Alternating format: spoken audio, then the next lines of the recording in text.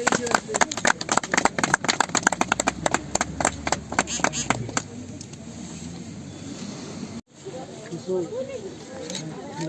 आपके लिए मदद लेके अभी मिलते हैं सारे साथ में।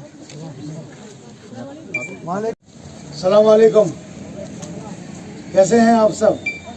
देखिए, आपने गुजारिश किया था कि जब बर्फबारी होती है तब आप लोगों को अस्पताल तक पहुंचने में दिक्कत आती है, इसलिए हम डॉक्टर्स को, सारे स्टाफ को दवाएं सारे लेकर आपके घर के नज़दीक आ गए हैं। मैं सीआरपीएफ की तरफ से 177 बटालियन की तरफ से आप सबका शुक्रगुजार हूं कि आप हमारे ऐसे हर प्रोग्राम में इतनी गर्मजोशी से शामिल होते हैं। ये हमारे लिए भी बहुत बड़ी हो। परिवार में कोई ऐसी बड़े बुजुर्ग हूँ, वादा करता हूँ कि कभी भी कोई भी मदद की ज़रूरत हो आपको तो आप हमें बताइए, हम तुरंत आपकी मदद के लिए आएंगे। रोग वगैरह खुश हो, है ना? अच्छा लग रहा है। अच्छा, आपके बने और भी सिस्टर है जिसको सिलाई नहीं आती है, उनको भी सिलाई करना सिखाइए, है? फिर वो भी सिलाई करेगी, कुछ ना कुछ इनकम करेगी, पढ़ाई भी साथ में करना है। ठीक है, खैरियत, क्या हेल्थ ठीक है? खुश है? सीआरपीएफ की मदद से है। देखिए हुआ है तो ये आपके है ना, नहीं, मेरे को मालूम है, आपने पिछली बार मेरे को सारी। क्या काम करते हैं आप? नहीं, आपको हमारी वो है। हाँ जनाब, कैसे हैं? क्या बीमारी है इनको? है जो तजुर्बा जिंदगी का है आपका, वो हमारे लिए सबसे बड़ी बात है। आपका तजुर्बा बहुत अच्छी है। हाँ, बैठिए। ये इनकी क्या प्रॉब्लम है? एक मिनट, डॉक्टर देख रही हैं। आधे घंटे की बात है, उसके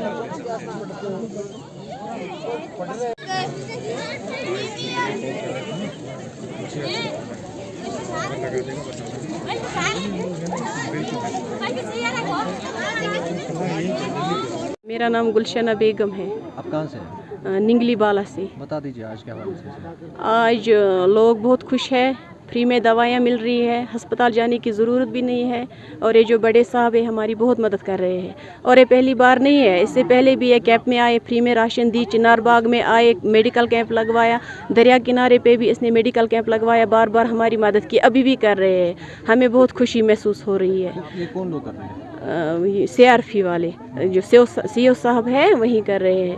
और इतना ही नहीं, इसने बच्चों के लिए खिलौने भी दिए हैं, जो स्कूल में पढ़ते हैं ना छोटे छोटे बच्चे, उनके लिए खिलौने भी दिए हैं। बुजुर्गों का ख्याल रखते हैं, बच्चों का ख्याल रखते हैं, यहाँ आकर हमारी बहुत इज्जत करते हैं। गुलशना जी, मुझे ये बता दीजिए कि हाल ही में आपको सिलाई मशीन मिली? जी मिली। मैं ये कहना चाहती हूँ कि हम बेरोज़गार थे, हमारा कोई काम ही नहीं चलता था, 10 खाने को थे, एक ही कमाने को था। लेकिन जब से हमें मशीनें मिली हैं, हम खुद भी ये कारोबार करते हैं, तब से हम खुश हैं। किन लोगों ने? सीओ साहब ने दी है, सीआरपी वाले। क्या मैसेज देना चाहती हैं आप? मैं बहुत शुक्रगुजार हूँ इन लोगों की, सीआरपी वालों की, इनके बंदों की। इन्हें अल्लाह खुश रखे, सलामत रखे, और हमारे बड़े साहब को भी इसी तरह हमारी ये मदद करे। शुक्रिया। आप कहाँ से? बता दीजिए आज क्या? यहाँ पर फ्री में मेडिकल कैंप लगवाया सीआरपी वालों ने। सीआरपी वालों ने लगवाया और हम सीओ के बहुत शुक्रगुजार हैं। इन्होंने हमें मशीनें भी दी सिलाई की, हाँ, और दवाएं भी यहाँ पर फराहम की, बहुत सारे। हम मैसेज देना चाहते हैं आप लोग? बस सबको, अगर किसी को भी ज़रूरत है और किसी को भी, वो इनसे मदद ले सकते हैं। ये ना बहुत अच्छे हैं, इन्होंने हमारी बहुत सारी मदद की।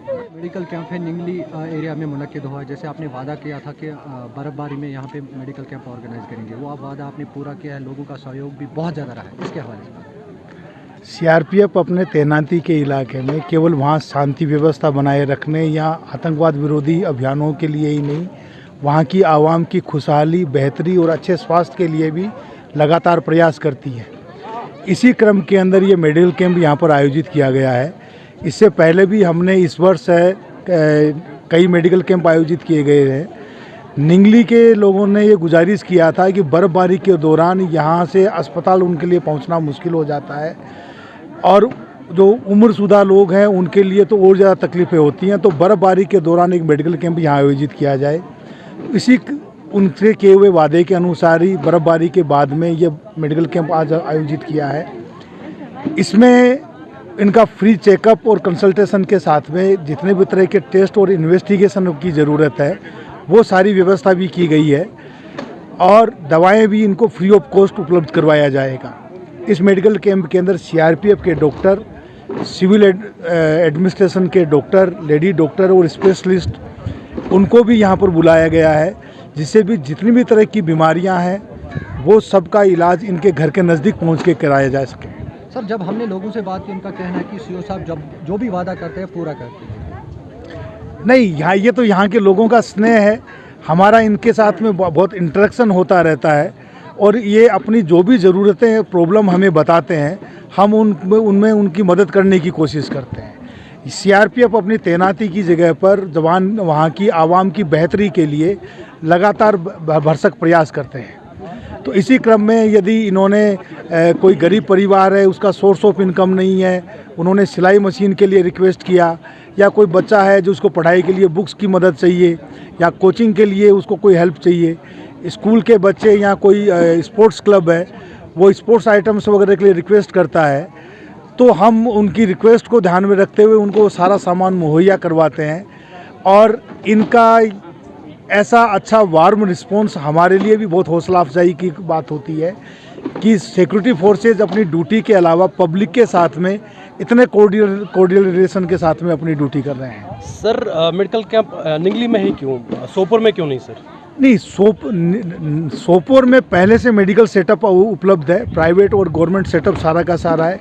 निंगली बहुत ही दूर दराज इलाके में तैनात उपलब्ध एक गांव है जहां गरीब मछुआरे और मजदूर रहते हैं और इनका बर्फबारी के दौरान इनकी कोई सोर्स ऑफ इनकम नहीं रहती। ये मछुआरे की भी इनकम ख़त्म हो जाती है और जो मजदूर हैं उनकी भी इनकम नहीं रहती है और बर्फबारी के कारण इनका हॉस्पिटल तक पहुंचना में बड़ी मुश्किल आती है। इस कारण से मेडिकल कैंप का यहाँ पर इसलिए लाया गया है कि ये यदि हॉस्पिटल तक नहीं पहुँच सके तो डॉक्टर, पूरा सपोर्टिंग स्टाफ, अपना टेस्ट वगैरह की फैसिलिटी ये फ्री ऑफ कॉस्ट इनको उपलब्ध करवाएं और साथ में दवाएं भी इनको फ्री ऑफ कॉस्ट दे सकें। बट सर, डेली बेसिस के लिए अभी जो निंगली की जो कई पेशेंट शिकायत कर रहे थे कि हमारे एरिया में डॉक्टर अवेलेबल नहीं है, उस चीज़ को लेके आप क्या स्टेप उठाएंगे? हाँ बिल्कुल, ये मेरे से यहाँ के कुछ लोगों ने ये रिक्वेस्ट किया है। एक्चुअली यहाँ से प्राइमरी हेल्थ सेंटर है वो काफ़ी दूरी पर स्थित है और वहाँ पर केवल एक ही गवर्नमेंट डॉक्टर पोस्टेड है, जिससे कि वो यहाँ की सारी जनता को उतनी बेहतर स्वास्थ्य सेवाएं नहीं दे पा रहे हैं। तो हमारे पास ऐसा भी कोई पॉइंट आता है तो हम यहाँ के सिविल एडमिनिस्ट्रेशन को ये उनकी आवाम की इस ज़रूरत को, प्रॉब्लम को पहुँचाते हैं और उसको परस्यू भी करते हैं, जिससे कि यहाँ पर ऐसे हॉस्पिटल वगैरह के अंदर सफिशेंट नंबर के अंदर डॉक्टर्स और स्पेशलिस्ट वगैरह उपलब्ध हों, यहाँ के आवाम के बेहतर स्वास्थ्य वगैरह और उनके उपचार के लिए सारी व्यवस्था हो सके। सर, आप ऐसे काम अंजाम दे रहे हैं जो एक गवर्नमेंट इंस्टीट्यूशन को देनी चाहिए, इस हवाले से आप क्या कहना चाहेंगे?